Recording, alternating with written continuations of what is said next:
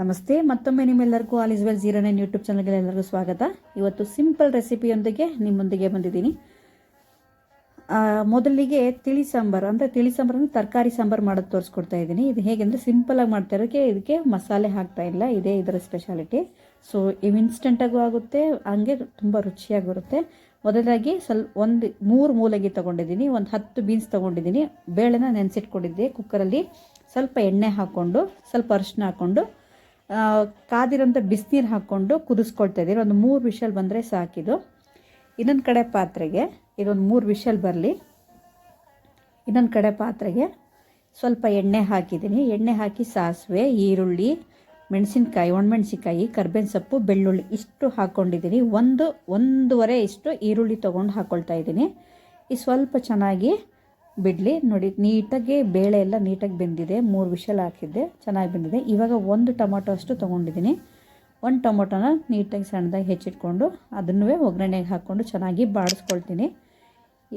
ನಂತರ ಏನು ಮಸಾಲೆ ಟೊಮೊಟೊ ಎಲ್ಲ ಸ್ವಲ್ಪ ಬೆಂದಿದೆ ಅಂತ ಅಂದಾದ್ಮೇಲೆ ಖಾರದ ಪುಡಿ ಏನು ಮನೇಲಿ ಇರುತ್ತಲ್ಲ ಸಾಂಬಾರು ಪುಡಿ ಅದನ್ನೇ ಹಾಕ್ಕೊಳ್ತಾ ಇದ್ದೀನಿ. 1 ಸ್ಪೂನು ಖಾರದ ಪುಡಿ, 1.5 ಸ್ಪೂನಷ್ಟು ಧನಿಯಾ ಪುಡಿ ಹಾಕ್ಕೊಳ್ತಾ ಇದ್ದೀನಿ, ಸಾಂಬಾರು ಪುಡಿನ. ನಂತರ ಸ್ವಲ್ಪ ಬೆಂದಾದ್ಮೇಲೆ ಏನು ತರಕಾರಿ ಬೆಂದಿರುತ್ತಲ್ಲ ಅದನ್ನು ಹಾಕ್ಕೊಂಡು ಚೆನ್ನಾಗಿ ಮಿಕ್ಸ್ ಮಾಡ್ಕೊಳ್ತಾ ಇದ್ದೀನಿ. ಚೆನ್ನಾಗಿ ಮಿಕ್ಸ್ ಮಾಡ್ಕೊಳ್ಳಿ ಈ ಥರ. ನಂತರ ನಿಮಗೆ ಎಷ್ಟು ಬಿಸಿನೀರು ಬೇಕೋ ಅಷ್ಟನ್ನು ಹಾಕ್ಕೊಳ್ಳಿ. ಅಂದರೆ ಸ್ವಲ್ಪ ಉಪ್ಪು ಹಾಕ್ಕೊಳ್ಳಿ, ರುಚಿಗೆ ತಕ್ಕಷ್ಟು ಉಪ್ಪು ಹಾಕ್ಕೊಳ್ಳಿ. ಅದು ತರಕಾರಿಗೆ ಹಾಕಿರಲಿಲ್ಲ, ಇವಾಗ ಹಾಕ್ಕೊಳ್ತಾ ಇರೋದು. ರುಚಿಗೆ ತಕ್ಕಷ್ಟು ಉಪ್ಪು ಹಾಕ್ಕೊಳ್ಳಿ. ನಂತರ ನಿಮಗೆ ಬಿಸಿನೀರು ಸ್ವಲ್ಪ ನಾವು ಬೇಳೆ ಹಾಕ್ಕೋಬೇಕು, ಸ್ವಲ್ಪ ಕಡಿಮೆ ಹಾಕ್ಕೊಂಡಿರ್ತೀವಲ್ಲ, ಹಾಗಾಗಿ ಬಿಸಿನೀರು ಮತ್ತೆ ಹಾಕ್ಕೋಬೋದು. ಒಂದು 2 ಲೋಟದಷ್ಟು ಬಿಸಿನೀರು ಹಾಕ್ಕೊಳ್ಳಿ.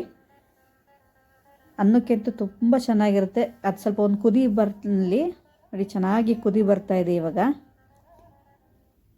ಈ ಕುದಿ ಬಂದ ನಂತರ ಸ್ವಲ್ಪ ಒಂದು 3-4 ಸ್ಪೂನಷ್ಟು ತುರಿದಿರೋ ಕಾಯಿ ಹಾಕ್ಕೊಳ್ಳಿ. ಮತ್ತು ಸ್ವಲ್ಪ ಹಸಿ ಕೊತ್ತಂಬರಿ ಸೊಪ್ಪು ಹಾಕ್ಕೊಂಡು ಒಂದು ಕುದಿ ಕುದಿಸ್ಕೊಳ್ಳಿ. ತುಂಬ ಚೆನ್ನಾಗಾಗುತ್ತೆ ಟೇಸ್ಟು. ಯಾರು ಹೊಸದಾಗಿ ಚಾನಲ್ ನೋಡ್ತಿದ್ದೀರೋ ದಯವಿಟ್ಟು ಸಬ್ಸ್ಕ್ರೈಬ್ ಆಗಿರೋ ಒಂದು ಲೈಕ್ ಬಟನ್ ಪ್ರೆಸ್ ಮಾಡಿ. ನಿಮ್ಮ ಪ್ರೋತ್ಸಾಹ ಸದಾ ನಮಗೆ ಹೀಗೆ ಇರಲಿ.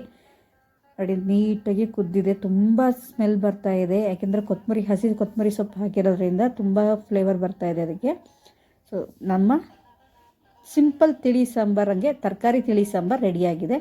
ಸೊ ಎಲ್ಲರಿಗೂ ಧನ್ಯವಾದಗಳು ವಿಡಿಯೋ ನೋಡಿದ್ದಕ್ಕಾಗಿ. ನಿಮ್ಮ ಪ್ರೋತ್ಸಾಹ ಸದಾ ಹೀಗೆ ಇರಲಿ.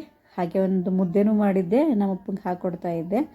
ನೋಡಿ, ತಿಳಿ ಸಾಂಬಾರಾದ್ರೂ ನೀಟಾಗಿ ಖುಷಿಯಾಗಿ ತಿನ್ಬೋದು ಇದನ್ನು. ಅಷ್ಟು ಚೆನ್ನಾಗುತ್ತೆ ಬಿಸಿ ಮುದ್ದೆ ಅನ್ನಕ್ಕೆಲ್ಲದಕ್ಕೂ. ಧನ್ಯವಾದಗಳೆಲ್ಲ.